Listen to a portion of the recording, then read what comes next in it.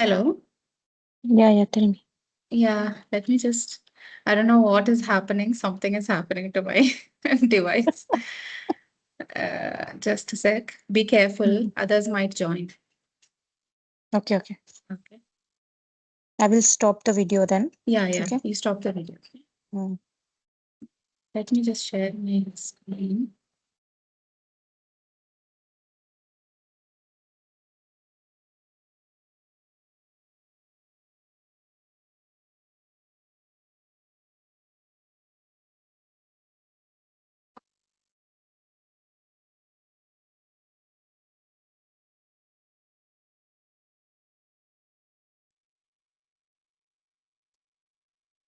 Uh, Yeah, I can can you see them. see? Okay. Yes. I'm I can going to see go them. to the presenter view. Okay. Just a Yeah. sec.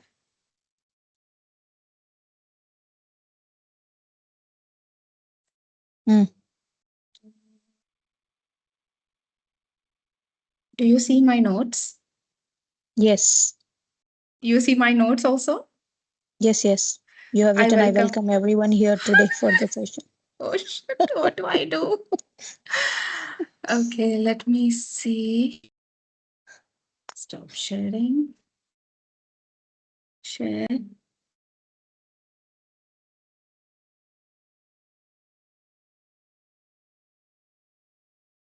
Better अच्छा हुआ पहले confirm किया. Mm. Still, No. No. now you can't see. Only the.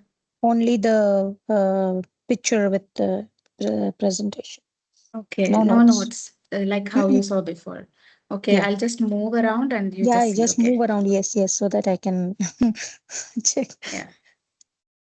This one. No notes. Only the The only presentation is the there. presentation, yes. Okay, let me just. Uh, All the slides you check it. okay. I think that would be better. Only no presentation. Okay. No notes now. Okay, now I I'm can going to see. press the link. Just see if you can hear the sound. Hmm.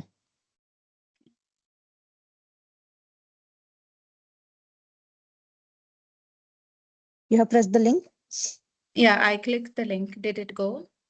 No, it's not working. I think till now there It's is not no working. because if it is YouTube, it should come right. It didn't give Yeah, anything. it Just didn't try one come. more time. Okay, so what I have to do is I have to stop. Shh. Oh, that's so.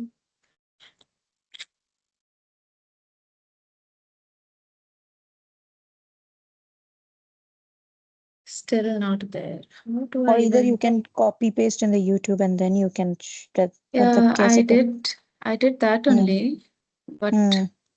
it didn't go to that. You know what I mean? Hmm. The thing is, if I stop sharing, Hmm. then it will, I'll have to share again. Then you have to share The, again the YouTube wala. yes. Hmm. And then so I have to escape this one. But उसमें But देखना तुम्हारा notes ना आ जाए फिर escape enter करने वापस में. yeah, same. That you have to take care. अगर आया तो I Now will can you just put a see message. something? Yeah. No, Now can you now see your some? face. Only my face. Okay. Yes. Me हाँ बहुत सारे exit. guests are waiting. Exit. Wait. Mm, and show. Hmm. Or I have to delete that slide fully. हाँ कर दो. Yeah, छोड़ो no. फिर क्यों risk लेना है. Yeah. I just now 3 o'clock I was like today your presentation. Oh my god. Okay, then I'll do one thing. I'll just delete that. No need to do so much natak. हाँ मत करो ना delete ही करो छोड़ो. Okay, let me just go back.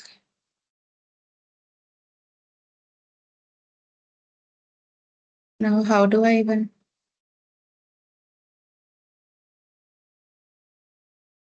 Come.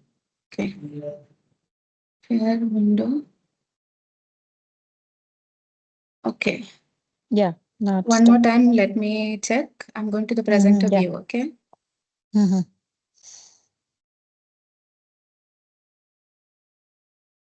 Hi, Aisha. Presentation. Hi. How are you? Yeah, I'm good. I'm now in presenter view. Are you able to see it? Yes. Mm. Wait, you can see my notes? Yeah, do you want to remove that Elcon? No? No. Is the notes visible? My notes? No, no, no, no. Mm, No, it's Only not. the slides are visible. Only the slides. Okay. Then I will just my presenter view, escape. I'll delete this slide. Yeah. Hi, Monica. How are Okay. you? I'm good. How are you, Catherine? I'm good. It's been a while. I see you. Sorry.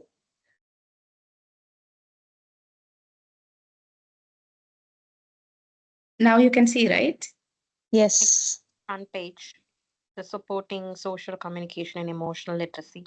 Okay. All right. You can't see my notes, then that's good. No, now we can't see your notes. Okay.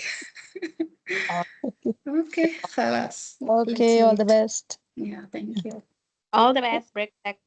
Thank you.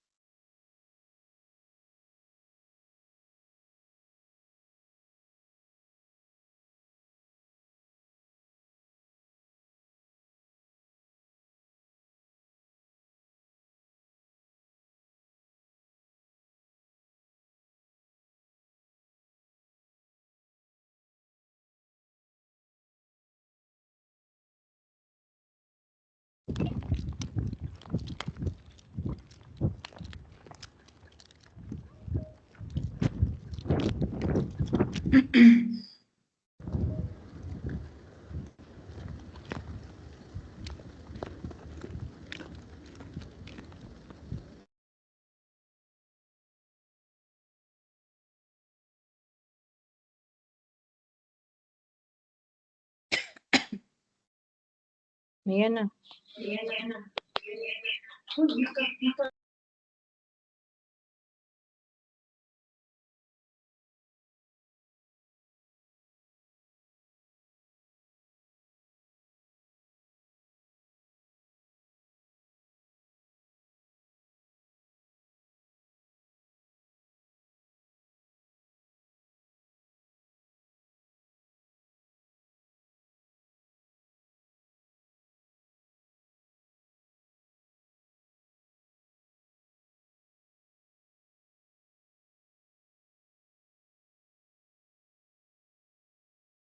Is my audio clear to everybody?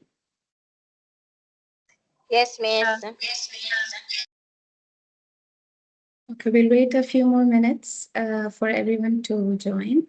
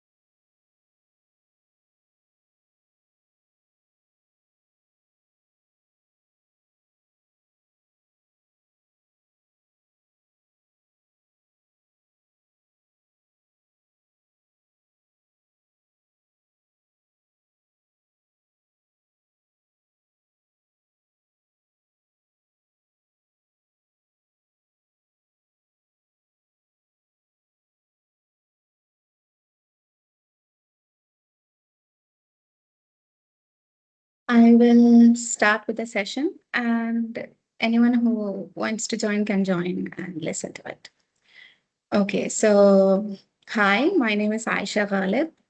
I welcome everyone here today for the session supporting social communication and emotional literacy. This session is actually a part of a really good course about supporting social, emotional, and mental health for children and young people. So I will be using the term SEMH a lot in today's session. That's just the abbreviation for social, emotional, and mental health for children. I think that in today's day and age, and especially with the inclusive settings that we have, each and every teacher and parent must be learned about this particular topic. If anyone wants the full course details for yourself as a parent or your child's LSA or school teachers as a whole, please feel free to contact Intercare. It is a certified course as well. So if anybody wants to acquire a certificate, we can make that happen as well. Let's go into the topic. So in today's session, we will look at general strategies to support social communication, understand use of Lego therapy, consider a range of play and relationship-based approaches to supporting children with SEMH, explore strategies to support emotional literacy, self-regulation, and emotional control. So there are a number of reasons why a child might have social communication needs and why the way they interpret, understand, and express emotions might be different. Hence, they need additional support. Since the reasons behind the children's needs are numerous and unique to each child, the approach that we use for them has to be tailored to meet the needs of the individual. And the first step to do that is to take the time and investment to gain a child's trust, build a relationship with them so they feel comfortable and supported. So, being compassionate, non judgmental, and having an ability to listen and be empathic are key skills when supporting children's social and emotional needs. Some of the general strategies mentioned here are modeling the skills required for successful social interaction. Social stories can be used to help a child to understand their behavior and how others are likely to respond. Comic strip conversations are useful in helping older children to understand what other people or children are thinking and feeling in certain situations. I will be showing an example of these in the upcoming slides. The emphasis for neurodiverse children is to help them to understand why situations and misunderstandings might arise. So before we think about changing a behavior, we need to be really careful. Understanding neurodivergence is a very complex, it's interesting, and it's a newly emerging area, which is also important to follow. Another strategy would be to consider life experiences. Now, this may be related to cultural or socioeconomic differences in their home life. Talk with the child about what they think about certain situations, how they respond to it, and if possible, help them to explore alternative ways of thinking or behaving. This is really helpful when the child encounters situations that they are less familiar with. Always provide a safe environment to explore these issues. For neurotypical children, it can be helpful to provide models of social behavior, which would be more beneficial to the child because the impacts and the consequences of what they say and do will be positive. Again, we have to be careful because for children who have experienced massive trauma, it may not be perceived the same way. That is why, like as I said earlier, building a connection, knowing the child is equally important as finding strategies to change the behavior. And finally, another strategy is role play, feedback, and reflection. It can all support children to understand the impact of what they do, say, and interact. This is an example of a social story. In such stories, you can add some easy to recognize pictures. It could be stick figures and make what you have to do in this particular situation kind of a story. This is the example of a comic strip. We talk about what has happened. So this happens after the behavior or the tantrum or the emotional dysregulation has occurred. We talk about what has happened and what could have happened in two sections. And we can use color-coded speech bubbles to demonstrate different types of feelings. Let's move on to the main strategy for today, Lego therapy. It is a collaborative play therapy where children work in pairs or groups of 3 or more. Children work together to build Lego models. Here, we are not just playing with Lego bricks. Lego therapy was actually developed as a way to support development of social interaction skills, which we will discuss later, through shared participation. more recently, it has also proven to improve language skills and vocabulary. Let's look at the goals of Lego therapy. Number one is encouraging children to work collaboratively and support their peers through activities which require them to use language to solve problems. Lego therapy aims to develop a supportive group dynamic where working together is valued and children help each other to reach a shared goal. This includes jointly setting group rules and following them, so they can set their own group rules.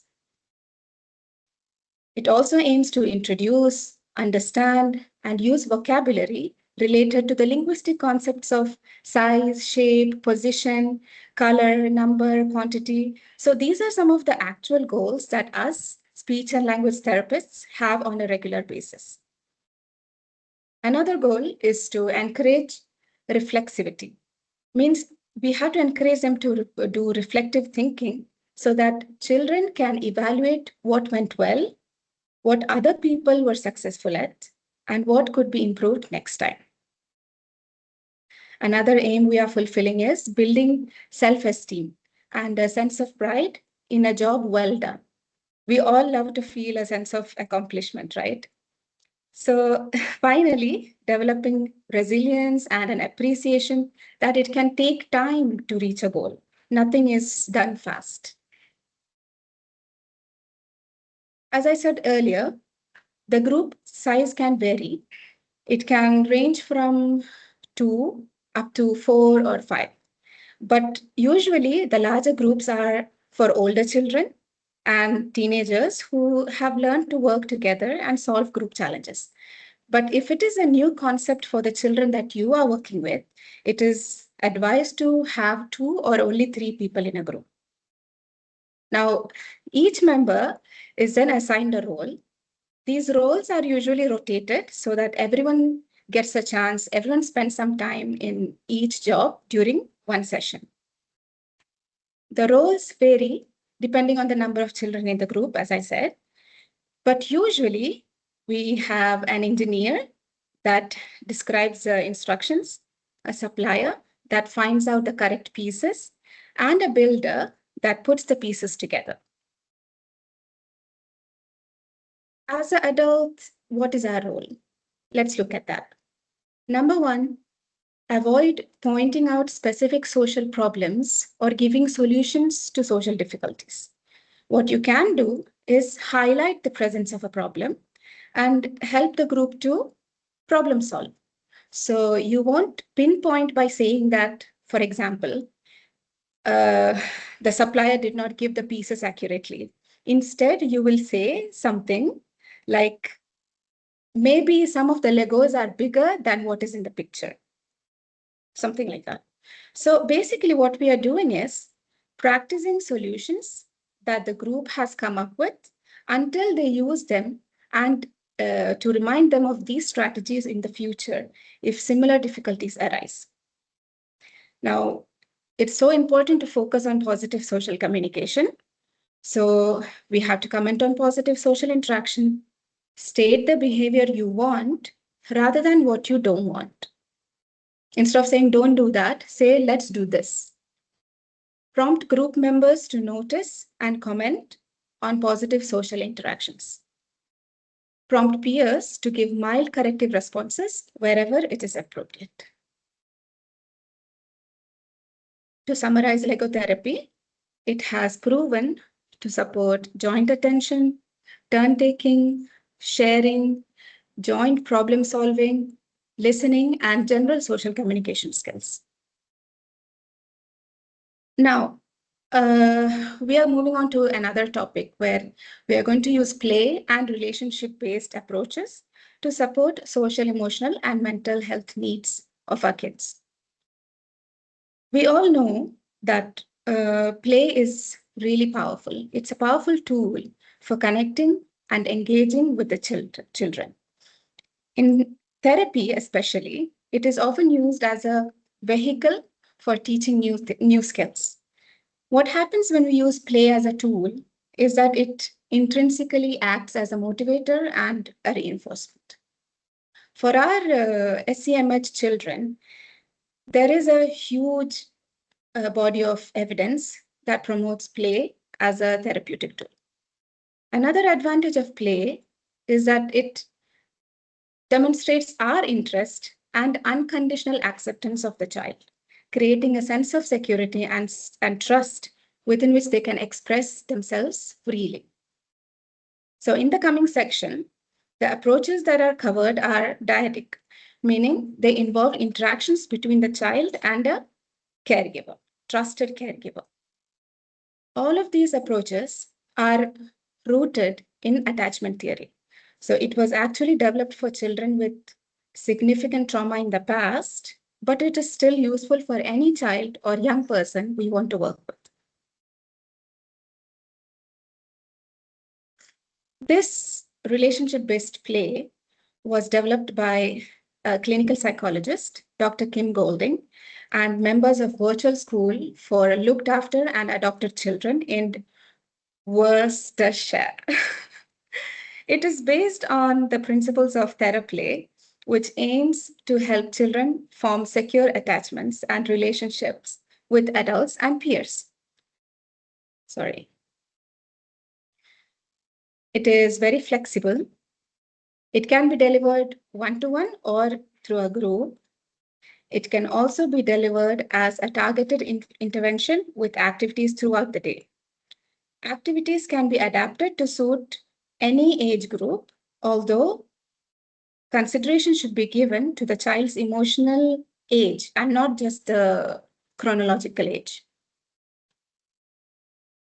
So activities in relationship-based play are generally chosen to reflect four main dimensions.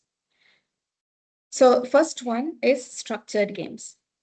Here, the adult takes charge to make play safe and fun and initiates interactions. For example, the adult might be directive, saying, "We are going to paint a flower together," rather than asking or suggesting, "Shall we paint a flower together?" So this is important to note because this can let the child let go of the responsibility for maintaining and controlling interactions. Second one is engagement games. The adult will try to be exciting, surprising, stimulating, so that they can draw the child in and engage them in the play. So this helps establish and maintain a connection with a child, allowing them to enjoy new experiences. Nurture games. The adult will help the child experience warmth and tenderness so they feel calm and comforted. So basically, you need to create a safe space by us being very relaxed. Challenge games. The adult encourages the child to strive and achieve so that they feel a sense of success and mastery. This helps them feel more confident and competent. As I said earlier, a sense of accomplishment is in itself is a motivator and a reinforcer. And over time, these positive experiences will hopefully change how the child sees themselves, improving their sense of self and developing their self-esteem and confidence. Other relationship-based play approaches are PACE, TheraPlay, and Circle of Friends. Let's briefly go over it. So PACE. Dr. Dan Hughes describes PACE as a way of thinking and communicating rather than an intervention. So it is a way of thinking and communicating that helps promote secure attachments to create a safe and trusting relationship between the child and the caregiver. So it can be used as a way to respond to a child in a situation that is challenging and where they are feeling distressed or dysregulated. PACE stands for playfulness, acceptance, curiosity, and empathy. These are the foundations of PACE. TheraPlay is a family therapy approach. It was developed in America in 1960s, It aims to promote attachments between the children and parents or other important adults in their life through play-based activities. Caregivers are supported by a therapy practitioner to engage in play-based activities to address 4 identified areas of attachment, which are appropriate level of structure, nurture, engagement, and developmental challenge, the ones that we explained before. Now, circle of friends. This is really interesting because this approach is different to PACE and therapy. It is relevant for older children. It begins with a trusted adult facilitating the development of friendships for a child and is commonly seen in schools, basically, because that's where all the peers stay. It is a way to support social inclusion for children with social, emotional, mental health needs. So initially, the key adult meets with the child to draw their circle of friends.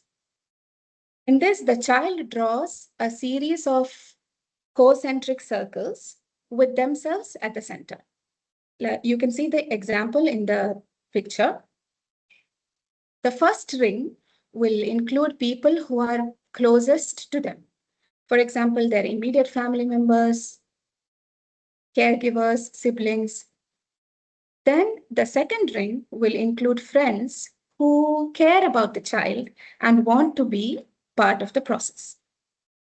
The third ring can include professionals who are working to support the child. When this has been created, the key adult will give a presentation to the child's identified friends or peers about their needs. This can be done with or without the child being present, whatever makes them comfortable. The child can be present or not, whatever is comfortable for the child. The peers are then asked to create a circle of friendly support. The group must commit to meeting regularly for around a year, with meetings facilitated by the said key adult. At these meetings, they might discuss what the child's needs are, how to include them, how to communicate with them, and what assistance they might need. The hope is that the group uses the strategies throughout the week, eventually creating a self-sustaining social circle or a social group. The intervention not only benefits the child, but also the wider school community, teaching them valuable skills like tolerance, communication, inclusion. This prevents a lot of cases of bullying because the children understand their needs, understand the needs of the specific SEMH child. Now, let's move on to emotional literacy. What does this mean? The ability to recognize, understand, handle, and appropriately express our own emotions, and to recognize, understand, and respond appropriately to the expressed emotions of others. The language associated with emotions can be difficult for some children to understand and use because they are very abstract concepts. Hence, this skill must be taught to them in the best way possible. Some of the approaches to support emotional literacy are block trees, talking maths, social stories, emotion coaching, zones of regulation, plus alert program. So let's briefly go over each and every support strategy. This is an example of a block tree. It is a visual tool using cartoon blob characters. So the characters look a little funny, and these characters are called blob characters. And each of them have a different emotion showing on their picture. So if you actually download the worksheet for this, you will see that each and every blob has a different kind of emotion. What the child will do is, we're going to ask the child to choose the blob that matches how they feel, color it, and they are going to explain why.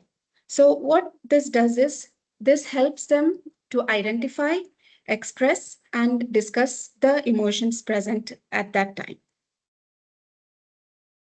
In talking maths, it can be low tech or high tech. It is a visual communication framework that uses symbols that, like shown in the picture. It can be words, it can be pictures. These will support discussion of their emotional dysregulation. It can be high tech, which is going to be on an iPad or a device, a tablet, or low tech, where there are literal mats on which we can Velcro the pictures that show the emotion. Children place emotion pictures or situations on the mat. For example, they can be happy, worried, angry. This shows their feelings and preferences, making the expression of their emotions easier. Social story.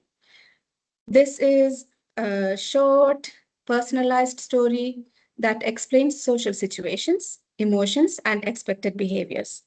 So, how do we use it? We read and discuss the story with the child to help them understand emotions, recognize others' feelings, and learn appropriate responses. The best part about social stories is that you can curate it to the child. You can actually put the pictures of the child, something has happened, and you can make the story based on real situations and characters. Emotion coaching is basically led by an adult. So, an adult guided approach that validates feelings while teaching emotional understanding and regulation. So, how do we use it? First, we notice the emotion, we name the emotion, we validate the feelings, we set limits if needed, and then we support problem solving and coping strategies.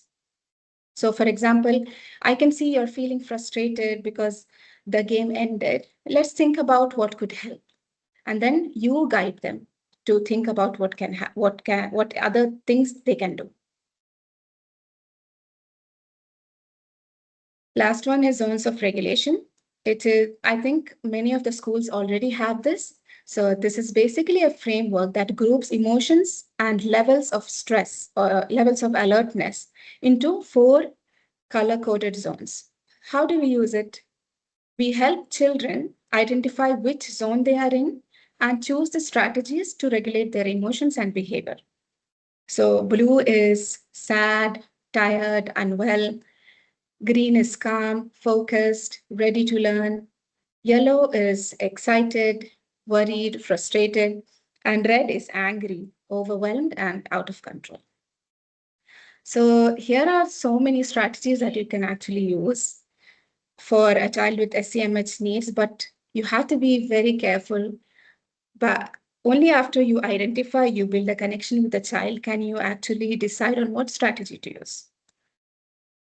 With this, we are coming to the end of our presentation. I hope you have any questions. Do you have any questions about this?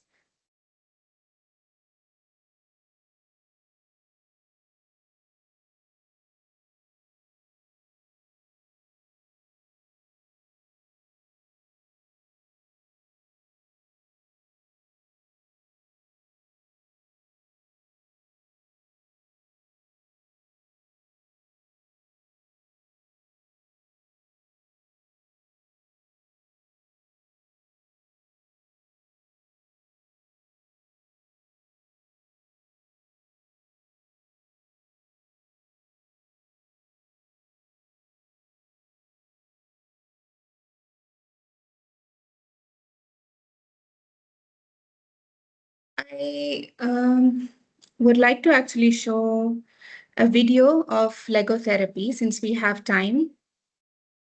Uh, just let me just share the screen.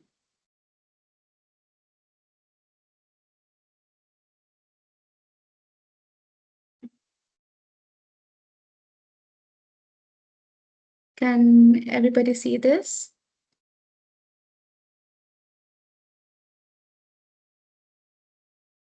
Okay. Is the audio there or not there?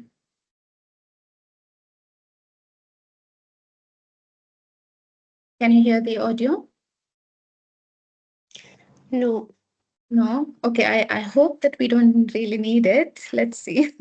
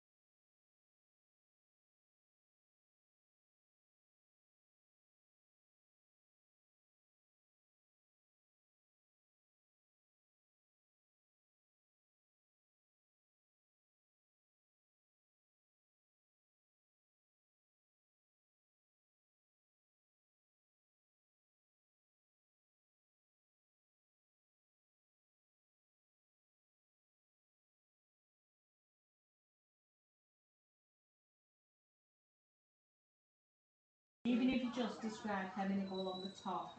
1, 2, 3, 4, 5, 6 bumps. Right, so you said it's a black piece and along the top is 6 bumps. See if you can find it. Go on, count it and check it. And do it together. Alright, we'll put that on there. These look bigger than them ones. It's because I've magnified it. Just so people can see. Right, Okay. so who are you going to give that one to, Jenny? Goes to the builder, right? What's our next step? It's another black piece and it has 4 bumps. Ooh, another And black. it's a medium size. Ooh, That's tall. a black piece that has, let's have a look, let's double check the bumps. 1. Well, that's not fair. 4, yeah, you're right. Is that the right one? Let's see how other way we could describe it. Is it flat or is it deep? It's flat. It's a flat one, Jenny. It's all flimsy. Right, count along the top. Oh, right. Pass that one over then. Okay, now. Which one is it? Where is it? I bet that was not it. Oh, do you think that one's not it? Wait, I don't know. Ah, It right. Go on then. looks like it's going to connect to Right, so we put that one back in. So it's 4 along the top. How else would you describe it? How many down? 6 down. Oh, right. Jenny, 4 across the top and 6 down. Oh, right. Pass that one over and let's see if it's right. Yep. Right, go on your next. It's flat and it has 1, 2, 3, 4 dots on. What colour is it? Red. Jen, did you hear that one? Ooh. Super listening going on here. Right, let's see. No.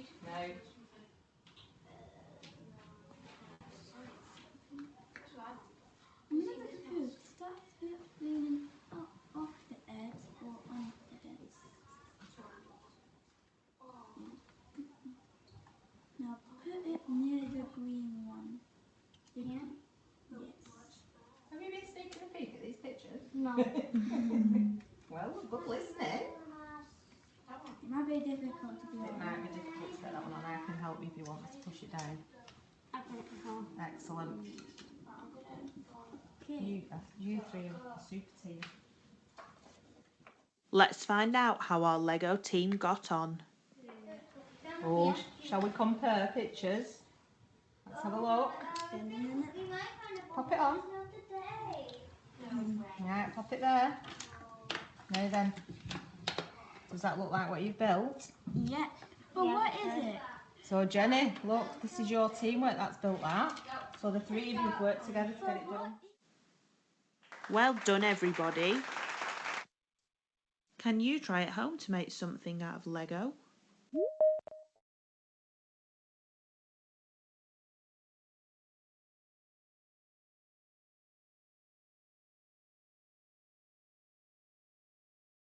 Okay. I think we have a few questions in the chat. So just a sec.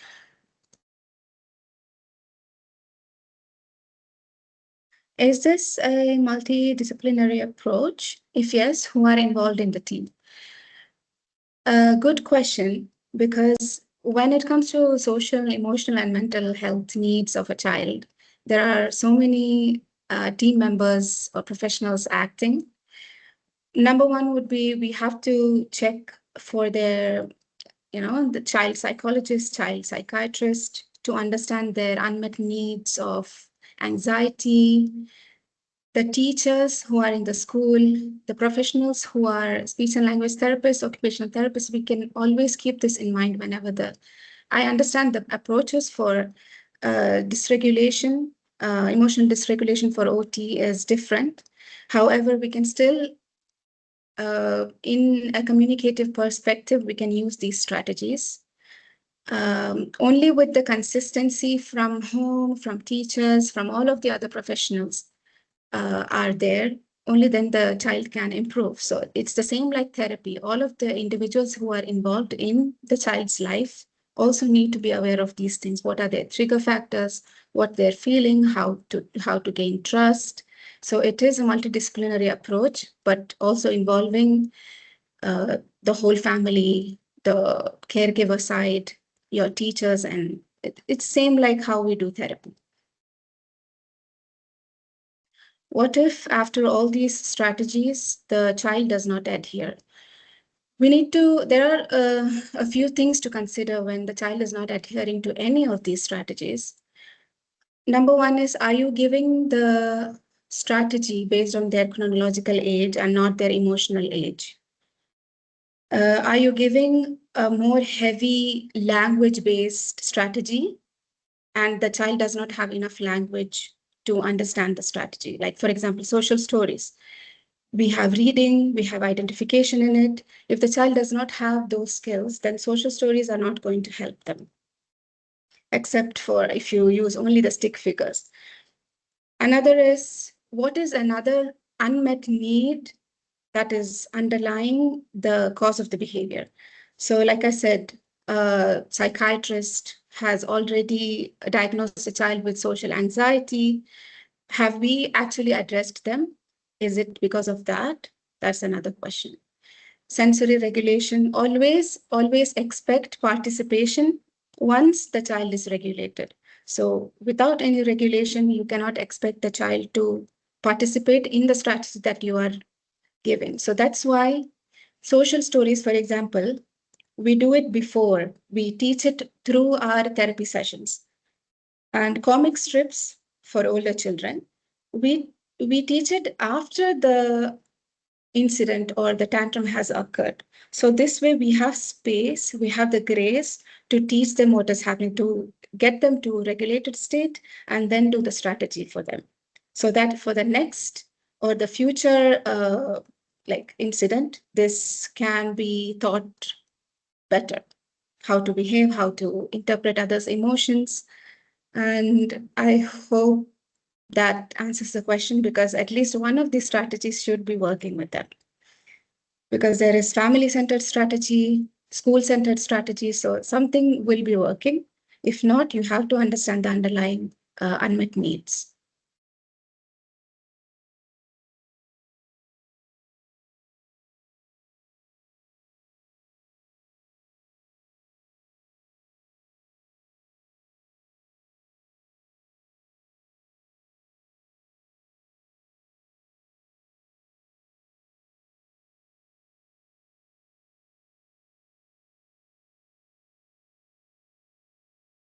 You're welcome.